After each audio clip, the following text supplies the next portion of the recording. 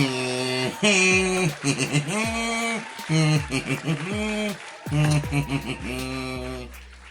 yeah. Hey, may the 4th be with you, you silly motherfuckers. It's Star Wars Day. Yeah, cool. Another holiday that I would like to celebrate over Valentine's Day or Labor Day. Actually, Labor Day is kind of cool. I don't have to work that day. But yeah, check it out. I got this cool Burger King crown with Grogu on it. If you didn't know, there's another Star Wars movie coming out.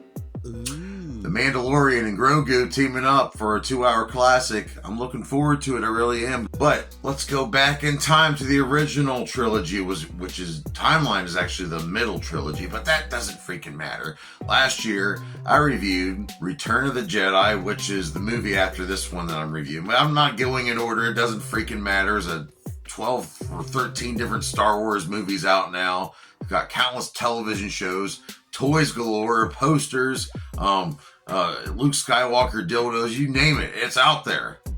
Yes. So today I decided I would review, episode 5 of Star Wars, Empire Strikes Back. And if you didn't know, the George Lucas, a guy who went through film school, had the desire to make some really epic films, and he would go on to work on some Indiana Jones shit, but everyone knows him for his Star Wars franchise, which came out in 1977 and ended up becoming a really big hit. And to this day, generations later, we celebrate it. We love all the characters, the Jedi, the Sith, everyone in between. So today I figured I would review probably the best sequel of all time. But this movie came out 1980, 20th Century Fox.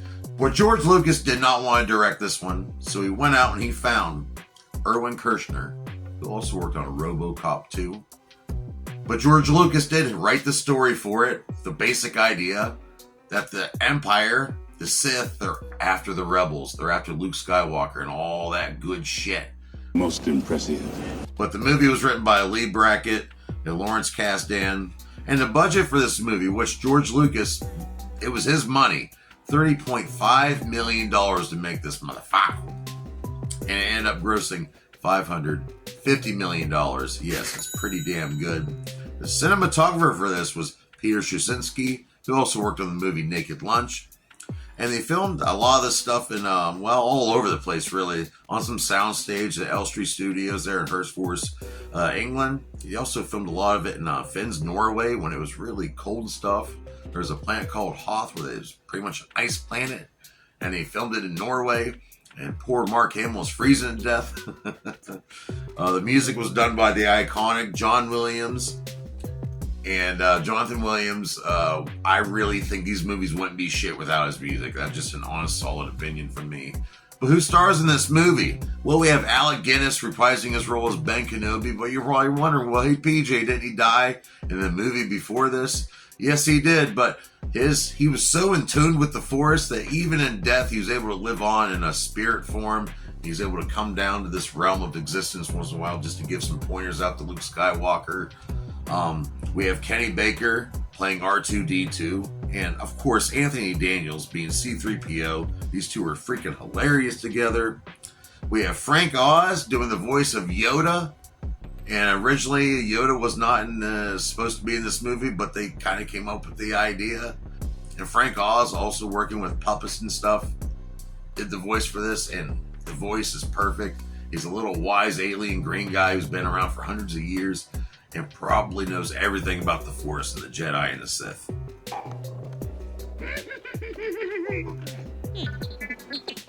Peter Mayhew playing the man, Chewbacca. Love him. Billy D. Bitch-Ass Williams playing Lando.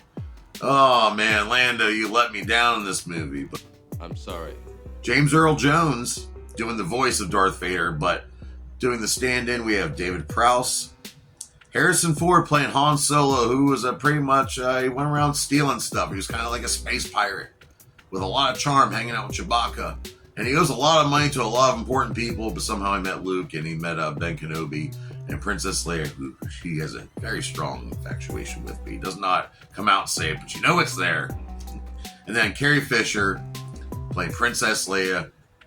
She was captured by Darth Vader in the previous movie and watched her planet get blown up by the Death Star. That's pretty traumatic. And then we have Mark Hamill playing Luke Skywalker. And yes, he did learn kendo just to work with a lightsaber in some of these scenes.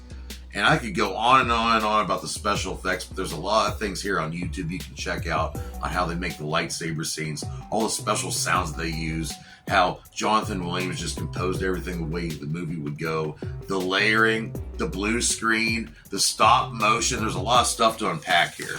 The stop motion, like the Tauntauns on Planet Hoth, a lot of that was done by Dennis Muren and Phil Tepe, who would also work on some more Star Wars projects. And of course, we have Industrial Light and Magic. Of course, they had a big hand in this. They were breaking ground back in 1979, making this movie with the little tiny miniatures, which were, some were really tiny, some were a little bit bigger, some were 2 feet long. The upscaling is just brilliantly done in this movie. In the beginning on Planet Hoth, you see Luke get kidnapped by this abominable snowman called a Wampum, but there was actually a guy in a suit for that who had to wear stilts. And if you watch the behind-the-scenes footage, poor guy's walking around. He falls all the time in the poor snow. Stuart Freeborn, he did a lot of the makeup and he did the sculpting for Yoda. And he did a bang-up job making Yoda look iconic. And they come up with the dialogue with him and Frank Oz. Yoda, one of the most complex puppets at the time. And they just nailed it. And to this day, he is my favorite Star Wars character. Jedi Master Yoda. You seek Yoda. You know him? I mentioned earlier about the big reveal. The Empire sends Darth Vader. He wants to find Luke because the Emperor knows that Luke Skywalker is the son of Darth Vader, which means he has the Force. It's very strong with him. But they want him to turn to the dark side, if you will. They want to make him evil to pretty much replace Darth Vader. So Darth Vader just kind of being a little bitch, letting the Emperor just do this to him all the time. But yeah, that's pretty much the plan in place. Plus, Jabba the Hutt is after Han Solo in this movie. And they ends up doing the famous Carbonite scene, which I have a Funko Pop right here. I love this Funko Pop. It's one of my favorites of all time. Look at that. Look at that shit. Isn't that great? Well, yeah, it's a great movie. Some say it's the best Star Wars movie of all time. I think it's the second best Star Wars movie of all time. My favorite is Return of the Jedi, which you go ahead and boo me, call me a little bitch in the comments. I can take it. It's been done before. But yeah, I love Return of the Jedi. But I love this one too, of course. So I'm going to give it a 5 out of 5 dog dicks. And if you want to check out some more Star Wars, if you look it up here on YouTube, there's actually a Christmas special, a Light Day special about Star Wars, which was released on television. It's hilarious. They did make a couple spin-off movies, like Solo, which is the Han Solo or origin story. A lot of people didn't like it. It was okay, I guess. And of course, we have Rogue One, which is a prequel to A New Hope. And of course, we have the prequels with Attack of the Clones, which I highly advise you go out and watch. And the new trilogy, which came out, which is kind of crap. Some of it was okay. But Force Awakens, that's a pretty decent movie. And I have to mention all the television shows. Star Wars, The Clone Wars, Rebels, Andor, Ahsoka, and of course, The Mandalorian and Boba Fett. So much Star Wars stuff. If some say Disney might have ruined Star Wars, but you know what? I think Jon Favreau and The Mandalorian, I think things are a little cool now. So I'm going to go see the new movie. I hope you guys go out and see it. But yeah, I've had a great time celebrating Star Wars Day. May the 4th be with you. So until then, join me here next week, next Monday, because I'm going to review another goddamn movie. We're going to do a Martin Scorsese movie. We're going to do The Departed. Oh, I love that freaking movie. I'll see you next time on PJ's Movie Time. Ass-witted, scruffy-looking nerf herder. You can't use that word.